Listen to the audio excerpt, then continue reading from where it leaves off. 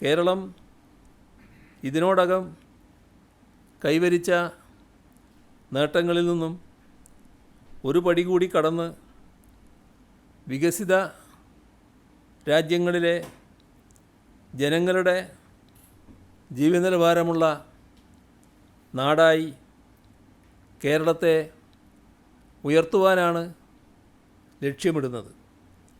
എല്ലാവർക്കും വിദ്യാഭ്യാസം, ആരോഗ്യ സുരക്ഷാ സംവിധാനങ്ങൾ, ഓരോ കുടുംബത്തിനും വീട്, ജീവിത വരുമാനത്തിനായി തൊഴിൽ, മികച്ച അടിസ്ഥാന സൗകര്യങ്ങൾ, വികസന നേട്ടങ്ങളുടെ ഗുണഫലം എല്ലാ വിഭാഗത്തിനും ലഭ്യമാക്കുക, വിനോദത്തിനും കായിക വളർച്ചയ്ക്കും മറ്റ് ജീവിത മുന്നേറ്റത്തിനും സംവിധാനമൊരുക്കൽ എന്നിവയാണ് നവകേരളത്തിൻ്റെ ലക്ഷ്യം.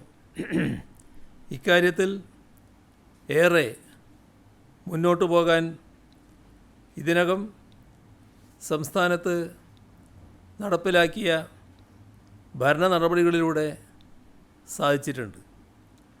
അതിദാരിദ്ര്യ നിർമ്മാർജ്ജന ലക്ഷ്യം 2025 നവംബർ 1 രാജ്യത്താദ്യമായി കൈവരിക്കുന്ന സംസ്ഥാനമായി കേരളം മാറുകയാണ്.